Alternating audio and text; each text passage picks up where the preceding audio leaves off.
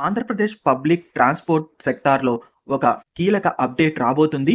ఆంధ్రప్రదేశ్ ప్రభుత్వము public private partnership విధానంలో రాష్ట్ర వ్యాప్తంగా 6 మోడర్న్ ఇంటిగ్రేటెడ్ బస్ టెర్మినల్స్‌ని డెవలప్ చేయాలని ప్రపోజ్ చేసింది. ఈ ప్రాజెక్ట్ ఎస్టిమేటెడ్ కాస్ట్ వచ్చేసి 958 క్రోర్స్. ఈ 6 బస్ టెర్మినల్స్ వచ్చే సిటీస్ ఏంటంటే విజయవాడ, తిరుపతి, కర్నూలు, గుంటూరు, చిత్తూరు, కడప. ఈ మోడర్న్ బస్ టెర్మినల్స్‌ని ఎందుకు నిర్మిస్తున్నారంటే ప్రెజెంట్ ఉన్న బస్ స్టేషన్‌లు ఎన్నో దశాబ్దాల క్రితం నిర్మించడం వల్ల అవి చాలా పాతవైపోయినాయి. ప్రెజెంట్ రద్దీకి అనుగుణంగా అవి లేవు.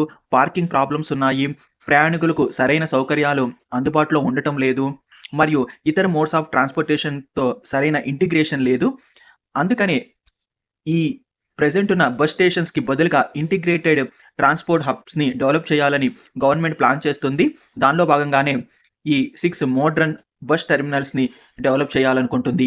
వీటిని పబ్లిక్ ప్రైవేట్ పార్ట్నర్‌షిప్ మోడ్‌లో నిర్మించనున్నారు. అంటే ప్రభుత్వం భూమి కావాల్సిన పర్మిషన్స్ ఇస్తుంది. ప్రైవేట్ సంస్థలే ఇన్వెస్ట్ చేసి బిల్డ్ చేసి, ఆపరేట్ చేసి ఆ తర్వాత గవర్నమెంట్‌కి ట్రాన్స్‌ఫర్ చేస్తారు కొంత సమయం తర్వాత. దీనివల్ల ప్రభుత్వము మనీ ఖర్చు పెట్టాల్సిన అవసరం ఉండదు. వాళ్ళు కేవలం ల్యాండ్‌ని, పర్మిషన్స్‌ని ఇస్తే ప్రైవేట్ సంస్థలే వాళ్ళే నిర్మించి, ఆపరేట్ చేసి కొంతకాలం తర్వాత గవర్నమెంట్‌కి అప్పగిస్తారు. సో, దీనివల్ల ఈ బస్ టెర్మినల్స్ నిర్మాణానికయ్యే అమౌంట్‌ని గవర్నమెంట్ వేరే వాటి కోసము ఉపయోగించవచ్చు. సో, అదే పబ్లిక్ ప్రైవేట్ పార్ట్నర్‌షిప్ మోడ్ అంటే. ఇంకా ఈ 6 బస్ టెర్మినల్స్‌ని నిర్మిస్తున్నారు కదా! డీటెయిల్స్‌లోకి వెళ్తే విజయవాడలో ఆటోనగర్‌లో ఈ ఇంటిగ్రేటెడ్ బస్ టెర్మినల్ వస్తుంది. దీని ఎస్టిమేటెడ్ కాస్ట్ వచ్చేసి 154 క్రోర్స్.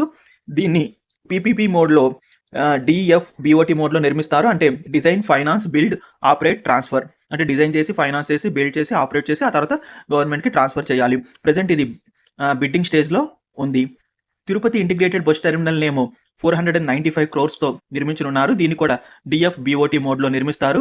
ప్రెజెంట్ దీని స్టేటస్ వచ్చేసి డీటెయిల్డ్ ప్రాజెక్ట్ రిపోర్ట్ రూపొందించడం పూర్తయింది. తిరుపతికి తెలుగు రాష్ట్రాలకు చెందిన వాళ్ళే కాకుండా దేశంలోని వివిధ రాష్ట్రాల నుండి, ప్రపంచవ్యాప్తంగా వివిధ దేశాల నుండి కూడా వస్తుంటారు కాబట్టి వాళ్ళందరిని దృష్టిలో ఉంచుకొని ఎక్కువ ఖర్చుతో ఈ మోడ్రన్ బస్ టెర్మినల్‌ని తిరుపతిలో నిర్మిస్తున్నారు. అందుకని దీనికి ఎక్కువ అమౌంట్‌ని స్పెండ్ చేస్తున్నారు. ఇంకా కర్నూలులో వచ్చేసి రాజ్ విహార్‌లో ఈ బస్ టెర్మినల్‌ని నిర్మిస్తారు. దీని ఎస్టిమేటెడ్ కాస్ట్ వచ్చేసి 89 క్రోర్స్. దీనికి సంబంధించి ప్రెజెంట్ స్టేటస్ వచ్చేసి డీటెయిల్ ప్రాజెక్ట్ రిపోర్ట్‌ని రూపొందిస్తున్నారు. ఇంకా గుంటూరు ఇంటిగ్రేటెడ్ బస్ టెర్మినల్ నిర్మాణానికి 60 కోట్లు ఖర్చవుతాయని అంచనా వేశారు. ప్రెజెంట్ ఇది డీపీఆర్ ప్రిపరేషన్ స్టేజ్‌లో ఉంది. చిత్తూరుకి సంబంధించి మోడర్న్ బస్ స్టాండ్ మరియు కమర్షియల్ కాంప్లెక్స్ కూడా నిర్మించనున్నారు. దీని ఎస్టిమేటెడ్ కాస్ట్ వచ్చేసి 100 క్రోర్స్. ప్రెజెంట్ ఇది కూడా డీపీఆర్ ప్రిపరేషన్ స్టేజ్‌లో ఉంది. దీన్నేమో బీఓటీ, బీజీఎఫ్ మోడ్‌లో నిర్మించనున్నారు. అంటే build, operate, transfer and viability gap funding. అంటే ప్రైవేట్ వాళ్ళే ఆపరేట్ చేసి తర్వాత గవర్నమెంట్‌కి ట్రాన్స్‌ఫర్ చేస్తారని చెప్పాను కదా! సో, మరి వాళ్ళు ఆపరేట్ చేసినప్పుడు వాళ్ళకి వాళ్ళు ఇన్వెస్ట్ చేసిన అమౌంట్ రిటర్న్ రావాలి. ఒకవేళ రిటర్న్ రాకపోతే వాళ్ళకి లాస్ కదా! సో, అందుకని ఇంట్రెస్ట్ చూపించరు. అంటే ముందే అంచనా వేస్తారు ఎంత రావచ్చు, మనం ఎంత స్పెండ్ చేయాలి అని. సో, ఈ చిత్తూరుకి సంబంధించి అంత ప్రాఫిట్ రాదనుకుంటా. అందుకని దీన్ని బీజీఎఫ్ మోడ్‌లో నిర్మించనున్నారు. అంటే వైబిలిటీ గ్యాప్ ఫండింగ్. అంటే కొంత అమౌంట్‌ని గవర్నమెంట్ కూడా పెట్టుకుంటుంది ఇక్కడ. కడపలో వచ్చేసి ఇంటిగ్రేటెడ్ బస్ టెర్మినల్‌కి 60 కోట్లు ఖర్చవుతాయని అంచనా వేశారు.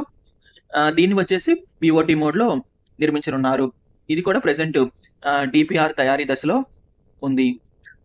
ఈ బస్ టెర్మినల్స్‌ని నిర్మించడం వల్ల ప్రయాణికులకి మోడర్న్ ఫెసిలిటీస్ అందుబాటులోకి వస్తాయి. ఆహ్, ఇంటర్ మోడల్ కనెక్టివిటీ ఏర్పడుతుంది.